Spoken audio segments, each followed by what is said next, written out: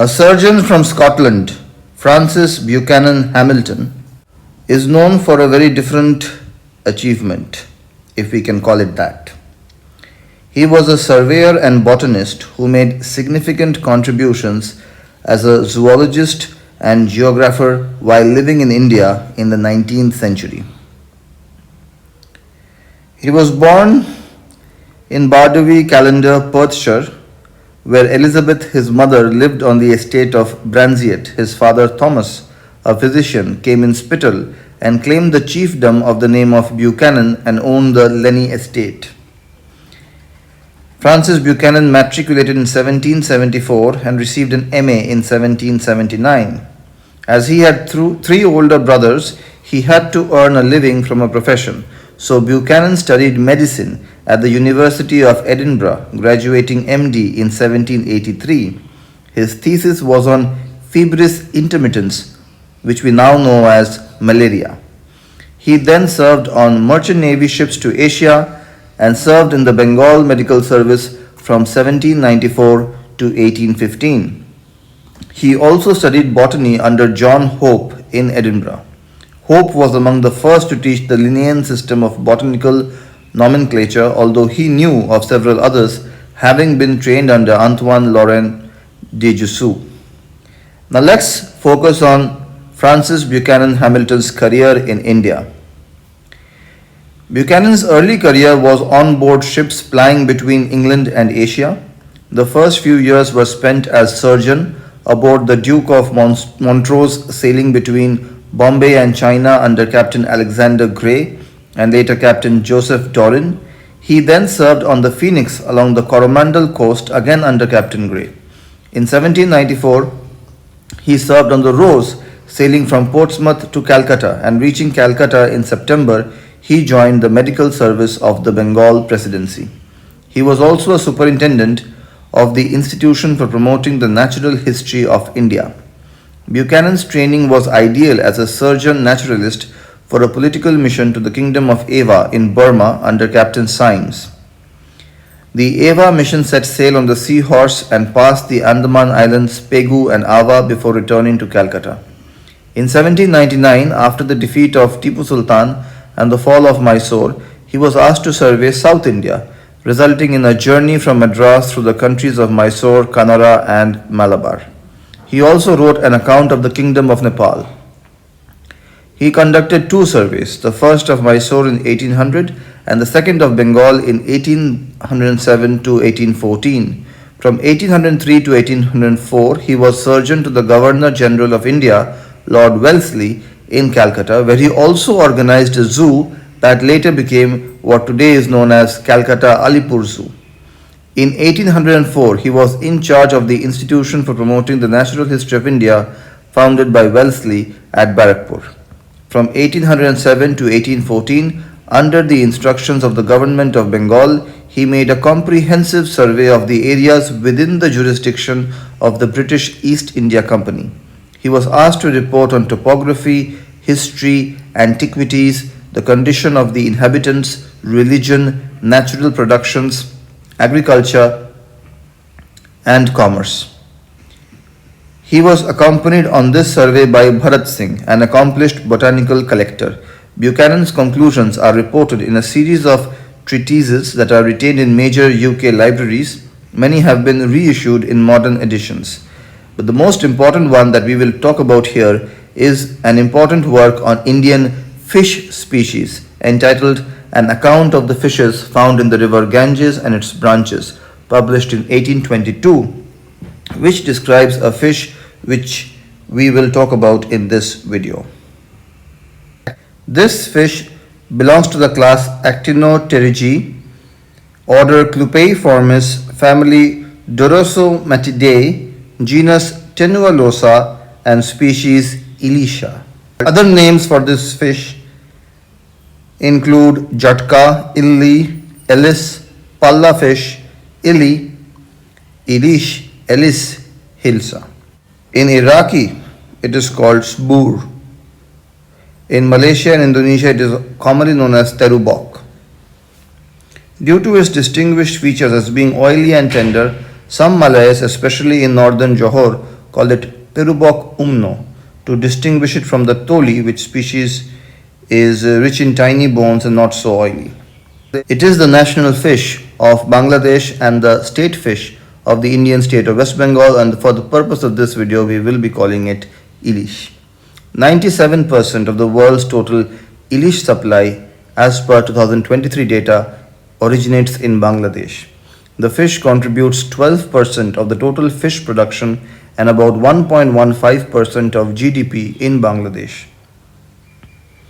On 6th August 2017, Department of Patents, Designs and Trademarks under the Ministry of Industries declared ilish as a geographical indication of Bangladesh. About 4,50,000 or 450,000 people are directly involved in the catching of the fish as a large part of their livelihood. Around 4 to 5 million people are indirectly involved with the trade. Females of the species grow larger than males, with males not reaching over 46 centimeters in size. Females can reach lengths of up to 55 centimeters. Maturity is generally attained by the end of the first year or the start of the second, with males maturing at sizes between 26 to 29 centimeter and females between 31 to 33 centimeter. It has no dorsal spines but 18 to 21 dorsal soft rays and anal soft rays. The belly has 30 to 33 scutes. There is a distinct median notch in the upper jaw. Gill rakers fine and numerous, about 100 to 250 on the lower part of the arch, and the fins are hyaline.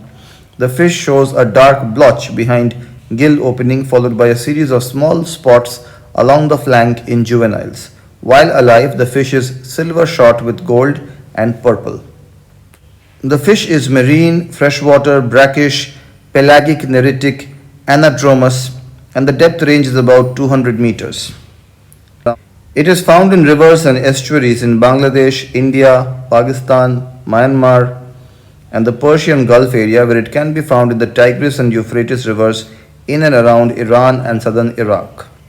The fish schools in coastal waters and ascends up the rivers, which makes it an anadromous fish, for around 50 to 100 kilometers to spawn during the southwest monsoons, that is June to September and January to April, which is also known as ilish season. Actual peak breeding season of the fish is a topic of debate amongst many researchers. After spawning, they return to the sea, which are known as jatka in Bangladesh, where the fish size becomes up to 9 centimeter, although some stocks remain resident in rivers. Since the 1900s, numerous efforts have been made to breed and cultivate hilsa or ilish across South Asia, especially in India and Bangladesh.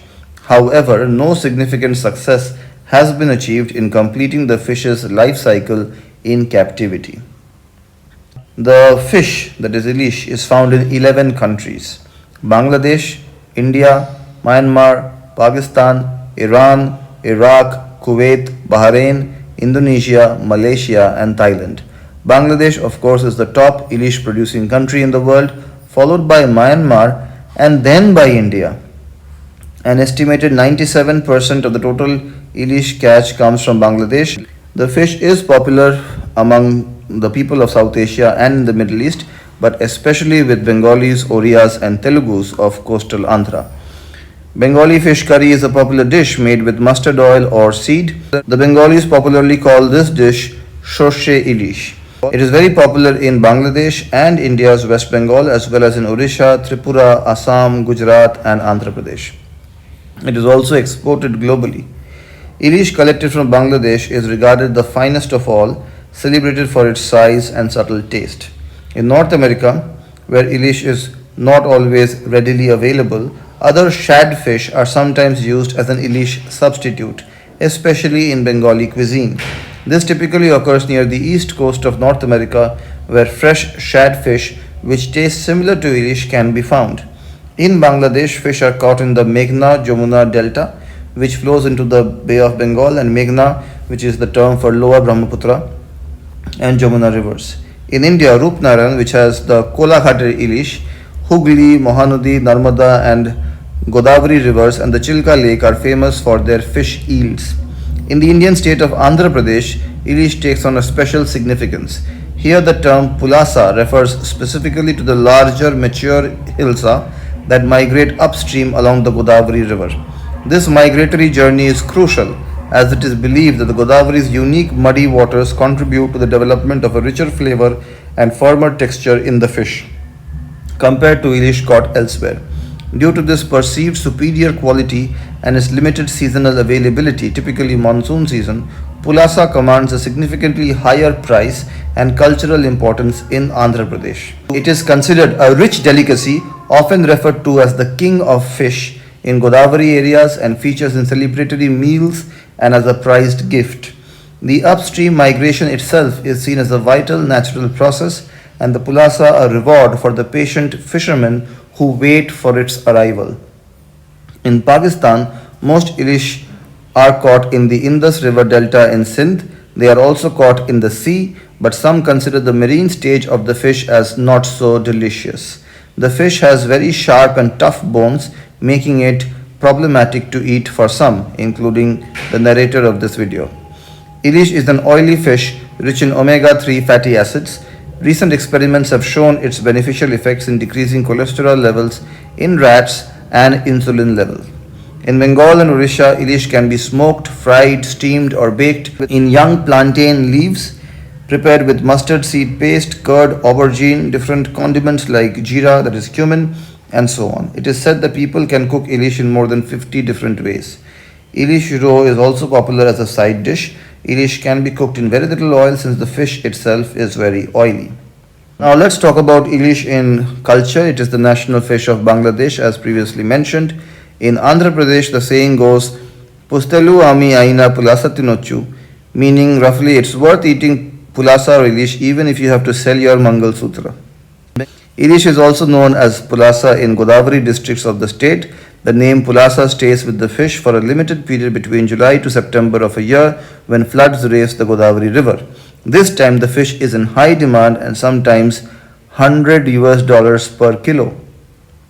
In Bengali Hindu families, a pair of ilish fishes, Jora ilish, are bought on auspicious days, for example, for special prayers or puja days, like for the Hindu goddess of music, art, and knowledge, Saraswati Puja, which takes place in the beginning of spring, or on the day of Lokhi Puja, the goddess of wealth and prosperity, which takes place in autumn.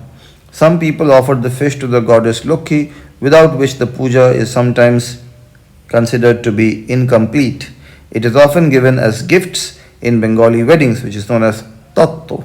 Ilish is also known in Sindh as Pallo Machi and is an important part of Sindhi cuisine, prepared with numerous cooking methods. It can be deep fried and garnished with local spices, can be cooked with onions and potatoes into a traditional fish meal or barbecued. The fish often has roe, which is called ani in Sindhi, and is enjoyed as a delicacy, often fried alongside the palla and served with the fish fillets. The rivalry of East Bengal and Mohun Bagan, two football clubs of Kolkata, are also celebrated by food. When East Bengal wins, an ilish dish is cooked by the East Bengal supporters. Similarly, when Mohun Bagan wins, a chingri or prawn dish is prepared by the Mohun Bagan supporters. These items often occur in the tifos of these respective football clubs. Now, due to the demand and popularity of this species, overfishing is rampant. Fish weighing around 2 to 3 kilograms have become rare in India, as even the smaller fish are caught using finer fishing nets as production in Bangladesh has increased. As a consequence of this, prices of the fish have risen. In the past, ilish were not harvested between Bijaya Dashami and Saraswati Puja due to some informal customs of Oriya and Bengali Hindus, as it is the breeding period of the fish. But as disposable incomes grew, wealthier consumers abandoned the old traditions. The advent of finer fishing nets and advanced trawling techniques and environmental degradation of the rivers has worsened the situation. Fishermen have been ignoring calls to at least leave the juvenile jatka alone to repopulate the species. The fishing of the young jatka is now illegal in Bangladesh. This ban, however, has resulted in a rise in unemployment as around 83,000 fishermen are unable to pursue their former livelihood for 8 months every year. It has also led to the creation of a black market where jatka are sold for exorbitant prices. Furthermore, the changes brought about by global warming have led to a gradual depletion of the ilish's breeding grounds, reducing populations of the fish even further. Pollution in rivers has worsened the situation, but due to slightly better waters, the fish are found more near Bangladesh Delta. Owing to this situation, Ilish is used as a diplomatic trade item, most recently in the distribution of COVID 19 vaccines.